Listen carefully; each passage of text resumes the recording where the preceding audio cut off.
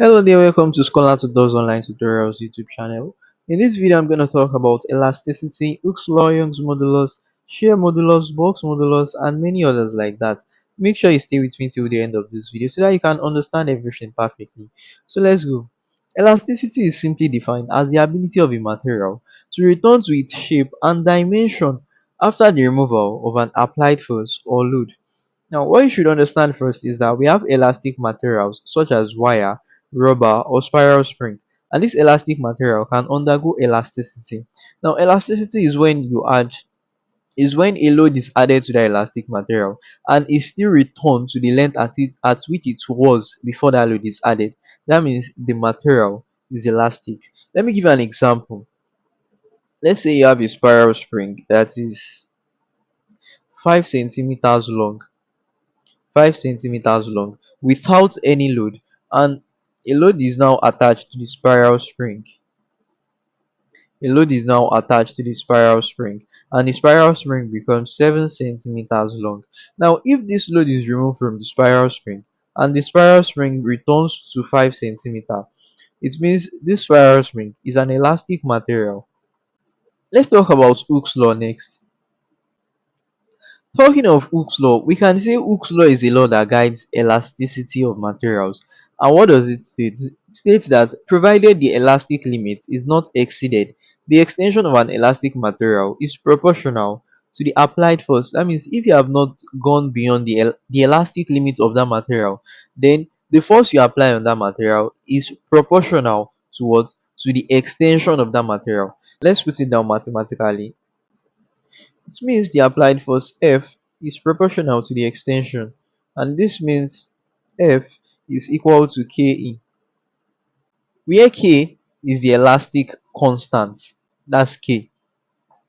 Now we can say K is then equal to F over E. K equal to F over E. Since force is measured in Newton and the extension is measured in meters, we can say K is equal to what? Newton over meters, and this is equal to Newton per meter. So this is the unit of K, equal to Ke, K equal to F over E, and the unit of K in Newton per meter. You should note these three things. Since K is equal to F over E, now let's say that two forces are applied on the same material. Now you know that these two forces will generate two different extension. Like you're adding a mass of 10 Newton on a spiral spring and another mass of 20 Newton on a spiral spring. Of course, you have a different extension. So now let's try to relate them together. So we say F1 over E1 is equal to F2 over E2. Now, let's say E1 is what is L1. That means the distance you get after putting your load, your force, after applying your force F1. That's the distance L1 minus L0, which is we can see L0 is the initial length. Let's put this into perspective. Let's say this is your spiral spring without any mass. There's no mass on the spiral spring. This is, we can say this is L0. And let's say this is your spiral spring. Now there's a mass on the spiral spring. We can say this is L1 when force F1 has been added, and we can say if force when force F2 was added, you have something like F2, and this is length L2. Alright, so the extension is L1 minus L2, that's E1, and E2 will now be equal to L2 minus what? L0. Correct. Now let's substitute here. So we have F1 over E1 is what? L1 minus L0 equal to F2 over E2 is what? L2 minus L1 E2. So now let's try to make minus L0 rather. Let's try to make L0 the subject of the formula. We can say this is equal to F1 multiplied by L2 minus L0 is equal to F2 multiplied by L1 minus L0.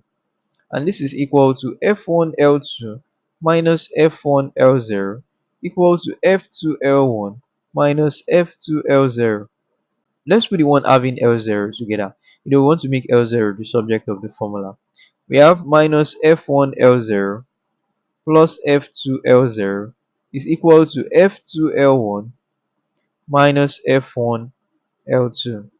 You can also write this left hand side. You can also write it as F2 L0 minus F1 L0 equal to F2 L1 minus F1 L2. And let's factorize L1 equal to F2 minus F1 equal to F2 L1 minus F1 L2. And L0 is equal to F2 L1 minus F1 L2 over F2 minus F1. Now you should note this formula. Remember, L0 is what? You should answer that question. Yes, you are correct. L0 is the initial length when no force or mass has been added. You should note the formula. You can also call L0 the original length or natural length of the material. Now let's talk about the graph of force against extension. Let's say we have a graph of force plotted against the extension. Force F plotted against extension E. Now, if this elastic material obey Hooke's law, then the graph will give a straight line passing through the origin.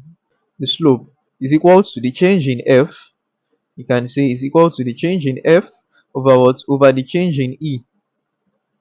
Of course, slope is equal to change in F over change in E. Now, what's F over E? We already established that K is equal to F over E. So you can say the slope is equal to K. Now let's talk about energy stored in an elastic material. Let's use the same diagram. The same diagram.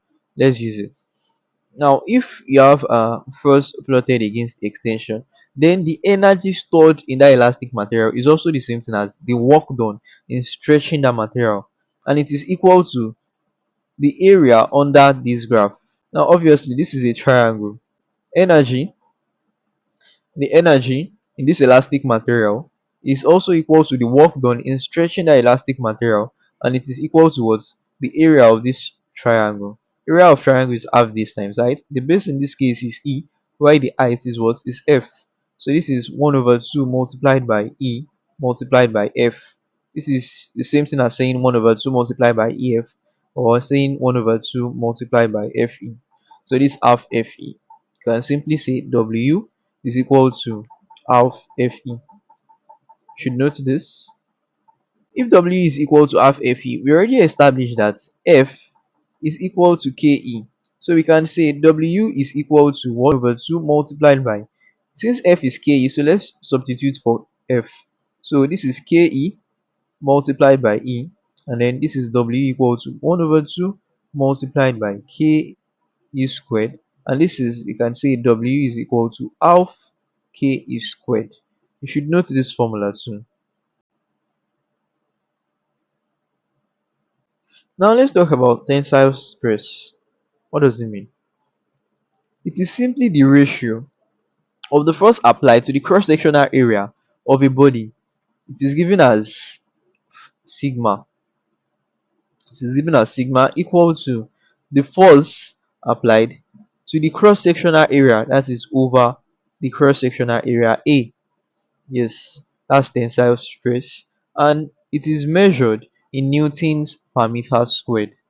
Your force is Newton, while your area is meter squared. So that's why we have Newton per meter squared. You can also say the tensile stress affects the length of the body.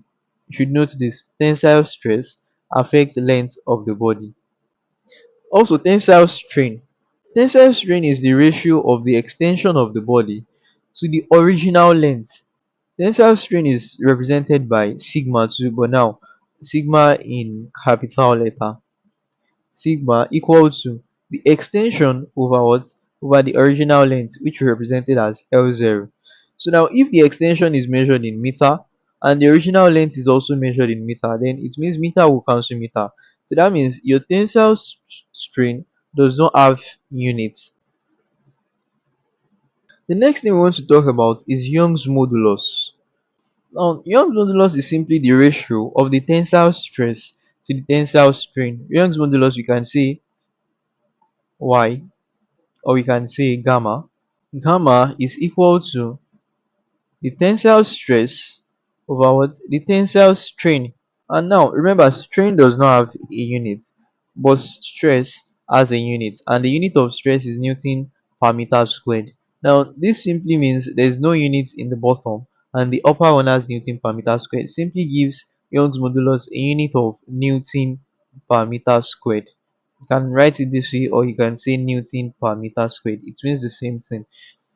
Remember, Young's modulus is the same as stress over strain, so that is gamma is equal to. Now, stress is given as force over area, so we can say force over area over the strain is given as extension over length over extension over L0. Alright, so you can write this down. You can say something like this is equal to divided by E over L0, if this will make it clearer. So you can say F over A is equal to multiplied by L0 over E. So we can say Young's modulus is equal to FL0 over AE. You should note this formula. The next thing I want to talk about is shear stress. This shear stress is similar to your tensile stress, but the only difference here is that it affects the shape or area of the body. Meanwhile, tensile stress affects the length of the body. So you should note the difference between tensile stress and your shear stress. And it is symbolized with the Greek symbol tau. It looks like it is a T with a curved bottom. Looks like an umbrella. So that's all on shear stress. The next thing I want to talk about is the shear modulus. Just like there's tensile stress and there's Young's modulus, but here we're having shear stress and we're having shear modulus. Anytime you hear the word shear, I want you to think of something solid, something a rigid body. That's what I want you to think of, something solid, because shear modulus only apply to solid objects. Yes, now, shear modulus is also called modulus of rigidity. It is just like your Young's modulus too, but here just that it applies to solids, applicable in solids, and causes small deformation in rigid objects like metals. These deformations are just too small because if it is a large deformation, the object won't return to its original shape, original length. It won't return. So it is just a small deformation so that it can return to its original shape. Shear modulus is represented as G, and it is the measurement of how rigid a body is. How rigid is that body? How solid is it? If you have an object that has high value of G and you have another object that have lower value of G, then that means the one that has high value it is more solid than it, or you can say is more rigid than the one that has small value of G. For instance, steel has 7.9 times 10 raised to the power 10 for value of G. That is, the shear modulus of steel is 7.9 times 10 raised to the power 10, while the shear modulus of plywood is 6.2 times 10 raised to the power 8. So you can imagine it means 7.9 times 10 raised to the power 10 is obviously greater than 6.2 times 10 raised to the power 8. So that means shear modulus of steel is greater than shear modulus of plywood, or you can say steel is more rigid than plywood. That's all. The next thing I want to talk about is bulk stress. Anytime you hear the word bulk, you should think of something liquid when you hear bulk. Remember, when you hear shear, you should think of something solid, bulk, liquid. Now, the bulk affects the volume of your material, and it is the effect of pressure on your material, and it is also applicable to liquids. Yeah, liquids as in bulk. Now, bulk stress is simply the change in pressure. You can say bulk stress, you can say sigma B, because we are now considering bulk stress is equal to change in what? Change in pressure.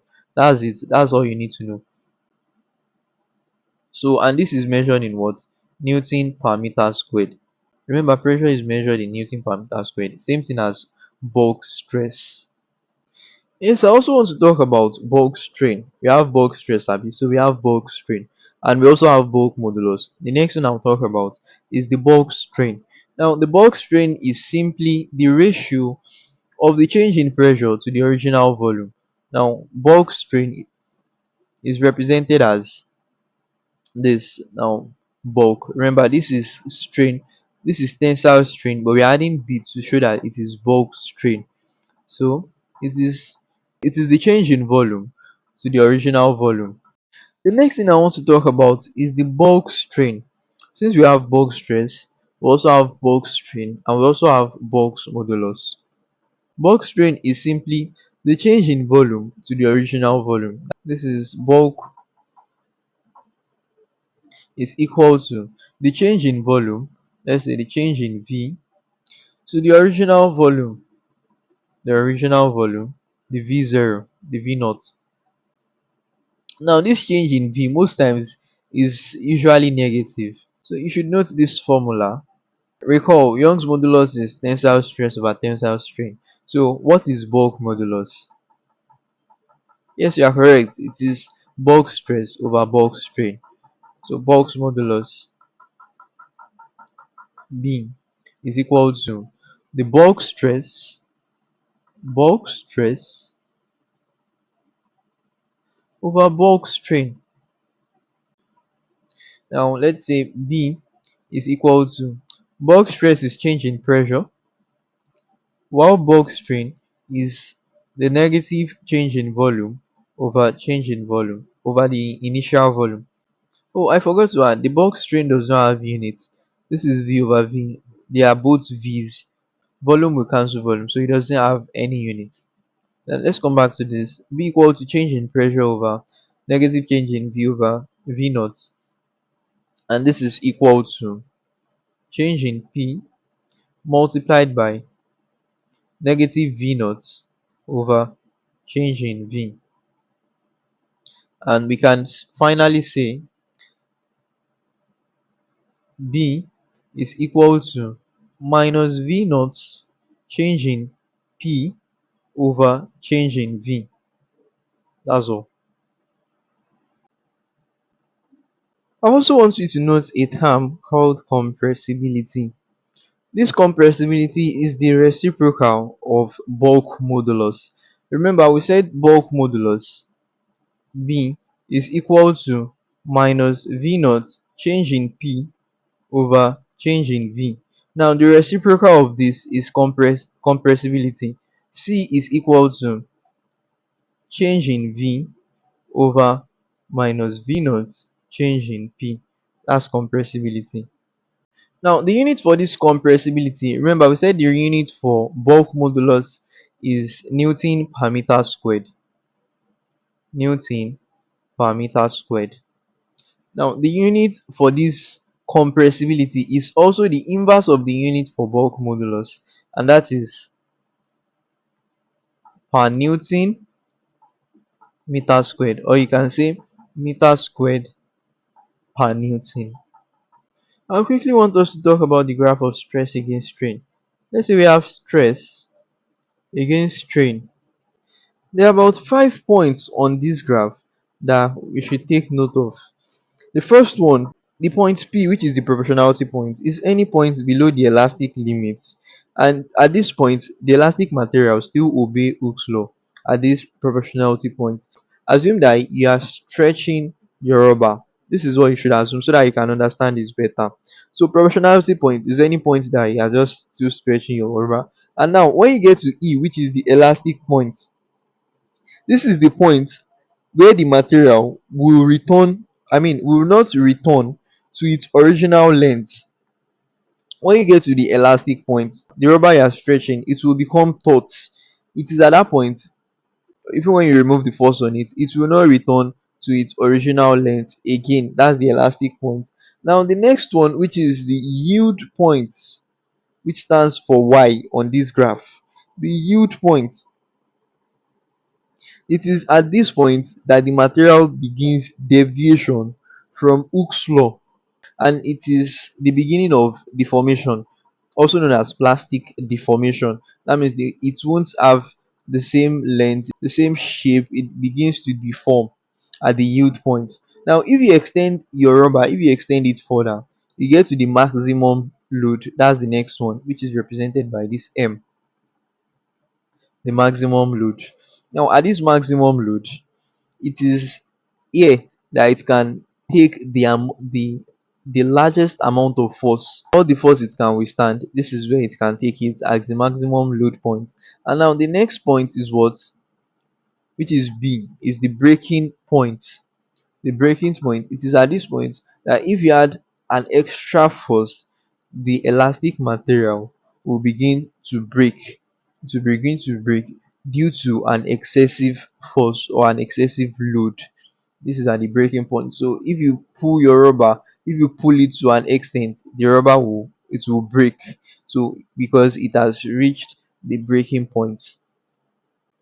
That's all for today. If you enjoyed this video, make sure you like and subscribe to Scholar Tutors Online Tutorials YouTube channel. Also, make sure you leave a message in the comment section. Thank you for watching. I'll see you in the next video.